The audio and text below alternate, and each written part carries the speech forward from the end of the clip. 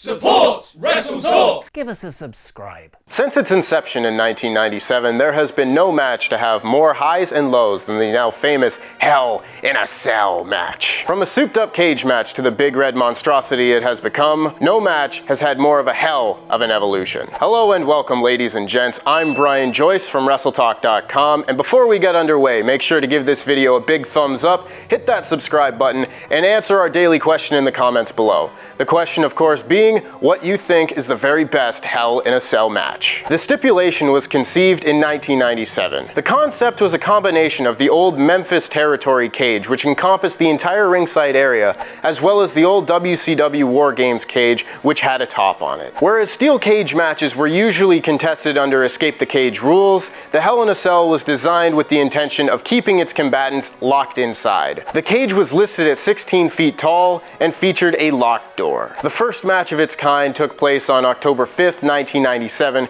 between The Undertaker and Shawn Michaels. While others that came after it may be more memorable, nothing since has topped the original. The match told a fantastic story of a Weasley Shawn Michaels trying to escape the clutches of the monstrous Undertaker. We will dive a little bit deeper into what made this match so fantastic in a little while. The story of the first Hell in a Cell match cannot be told without mentioning one of the great debuts of all time. Fort Knox Mayor Kane made his debut at the event, walking to the ring and ripping the cage door off of its hinges. An idea originally made by Jerry Jarrett, the former booker of the old Knoxville, Tennessee territory, who used the idea to debut Doug Furnas in 1986. Kane tombstoned his brother, allowing the beaten and bloody Michaels to pick up the win in the first Cell match. An often forgotten fact about this match is that it was also a #1 contenders match, effectively setting up the main event of the Survivor Series pay-per-view and the Montreal Screwjob. While the first Cell match may have been the best, the match that took place at the King of the Ring 98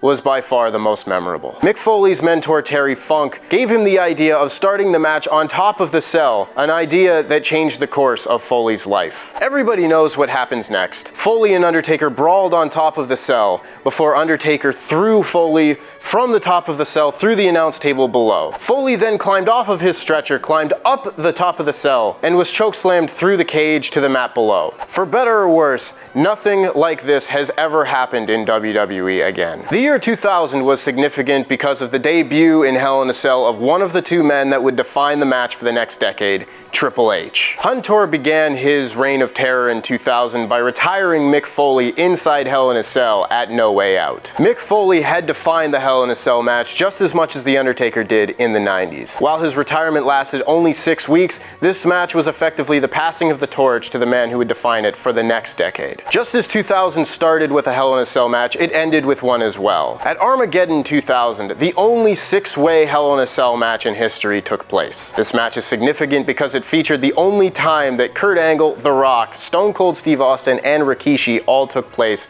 in a Hell in a Cell match. From 2002 to 2005, the Hell in a Cell match was dominated by Triple H and The Undertaker. This is where Hell in a Cell was truly cemented as a feud ender. The Cell match was used as the climax of Triple H's feuds with Kevin Nash, Chris Jericho, Shawn Michaels, and Batista, while also being used to climax Undertaker's feuds with Brock Lesnar and Randy Orton. The matches themselves ranged from decent to amazing, with the Triple H match against Batista at Vengeance 2005 being the best among them. Each match was bloody and intense, solidifying the Hell in a Cell's place in the WWE lexicon.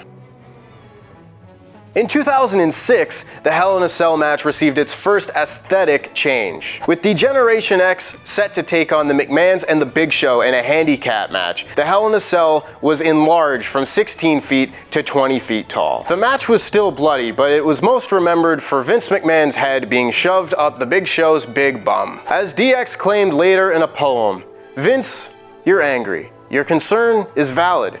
After all, last night, you tossed Big Show's salad." Oh, the Ruthless Aggression Era. The biggest change to the Hell in a Cell took place in 2009 with the advent of the Hell in a Cell pay-per-view event. The first event featured 3 Hell in a Cell matches. CM Punk vs. The Undertaker, John Cena vs. Randy Orton, and D-Generation X vs. future AEW Executive Vice President Cody Rhodes and future CollegeGarageSales.com Executive Vice President Ted DiBiase. It's a real thing, look it up. The Undertaker vs. CM Punk match was well below the level of intensity expected for a Hell in a Cell match at this time. Meanwhile, the Cena vs. Orton match was not a feud ender, but rather just another chapter in their 2009 storyline. This tore down the Hell in a Cell's perception as a rivalry ender. After 2009, the Hell in a Cell just became a pay-per-view event that took place in October, as opposed to the match that fans could look forward to end the biggest rivalry of the year. The next few years were equally as unkind to the perception of the Hell in a Cell match. In 2010, the event only had a 2-week build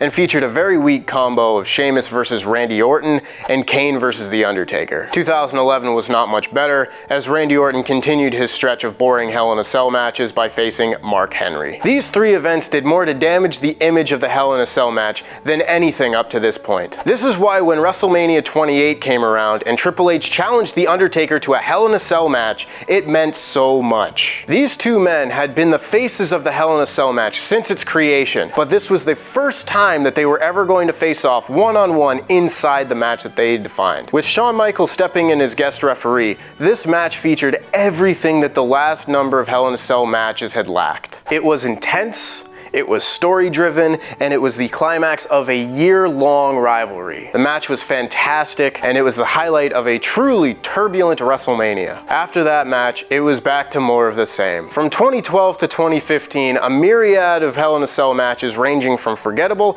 to good took place. Seth Rollins and Dean Ambrose had a great match that was tainted by a horrible finish involving Bray Wyatt in 2014. Roman Reigns had a forgettable match with Bray Wyatt in 2015, and The Undertaker had a violent fight with Brock Lesnar that culminated with a run-in from Bray Wyatt. I think I'm sensing a trend here. It's worth noting that this match with Brock Lesnar was The Undertaker's final great singles match to date.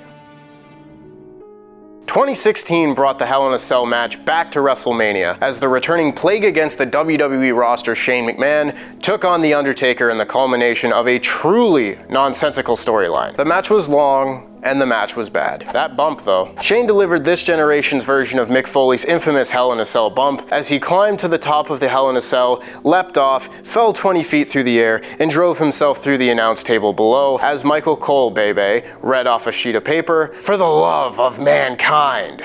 Come on, Mikey. It may hurt Shane's feelings to know that even despite his insane bump, his match was not the most important Hell in a Cell match of the year. The 2016 Hell in a Cell pay-per-view featured the very first time that 2 women squared off inside the Hell in a Cell, as well as the very first time that 2 women squared off in the main event of a WWE pay-per-view. Raw Women's Champion Sasha Banks took on challenger Charlotte Flair inside the Cell, and while WWE would like to paint the match as a classic, in fact it was a little bit of a mess. Spots went awry, and unfortunately they were unable to regain control of the match before leading to a very flat finish. Regardless, it was a big step forward for the women involved, who had come a long way in their portrayal on screen on WWE programming. 2017 is where the Hell in a Cell match began to jump the shark. The 2017 event featured the all-time stupidest stipulation, where the Hell in a Cell match was contested under Falls Count Anywhere rules. What is the point of a Hell in a Cell match where the participants are encouraged to escape the cage? Is that not the most basic idea of the match? The match between Kevin Owens and Shane McMahon was really quite good despite its idiotic stipulation, which was solely designed for Shane to jump off the cage once again. Then we have the 2018 Hell in a Cell pay-per-view, which featured the 2 most infuriating moments in Hell in a Cell history, and no, one of them was not the decision to make the Hell in a Cell cage red, although the change does make the cage look like a toy. The first match was Randy Orton versus Jeff Hardy, and the match was really quite good until the finish. Hardy dropped from the ceiling of the cell through a table as Orton moved out of the way. It looked pretty devastating, but nothing too outlandish for Hell in a Cell standards. This made it all the more infuriating when the referee insisted on not counting the pin and instead choosing to yell, "Randy, he's hurt!" Of course he's hurt! It's wrestling! He's supposed to be hurt. Everything's supposed to hurt. Wrestling's supposed to be real. Oh my god, this isn't even the worst part. The main event was Roman Reigns versus Braun Strowman. The match was pretty standard, but featured the worst finish of any cell match ever. With both Reigns and Strowman weakened, a returning Brock Lesnar emerged to lay waste to both men once again. It seemed like a pretty good way to set up the next challenger for the winner of the match, given that it was being contested for the WWE Universal Championship, and the fans quickly turned from excitement to befuddlement when the referee slid into the ring and waved off the match, citing outside interference. Mick Foley nearly died in this match, and he finished it. But no, Brock Lesnar is just too much for both Roman Reigns and Braun Strowman to handle. Beyond the lunacy of the finish, this match served as a perfect example of how the Hell in a Cell match has changed since 1997. You know how I said that we were going to get back to why that first match was great in a little bit? Well, here we go. The HBK versus Undertaker match was so great because it told a simple yet perfect story. The Hell in a Cell match was specifically designed so that Shawn Michaels would not be able to escape this fight. Shawn Michaels' goal in the match per the storyline was to escape the punishment he had coming to him. Michaels continued to try to escape an inescapable cage with a monster locked inside with him, just like Rorschach. Only when a cameraman was injured was the cell door open, giving Michaels the opportunity to escape. Everything had a place in the story. Shawn Michaels attempted to climb the cell to escape the Undertaker, with the idea being that that bear will not be able to climb this tree. When it became evident that that bear could climb this tree, Shawn Michaels tried to climb back down. Now compare this for a moment to the 2018 match. Seth Rollins and Dean Ambrose were seconds for Roman Reigns, while Dolph Ziggler and Drew McIntyre were backing up Braun Strowman. During the match, the seconds all began to climb the cage for no reason other than this is now what you do in a Hell in a Cell match. This is as much a gripe with modern WWE as it is with the stipulation itself, but it just goes to show that when things are done logically and for a reason, it often produces a better story. Thank you for taking this journey with me. You can check out these links on the right to take you to the latest WrestleTalk and Screen Stalker content. A big thank you as always to our Patreon supporters whose names you can check out right down below me here. I'm Brian Joyce, and I hope you enjoyed.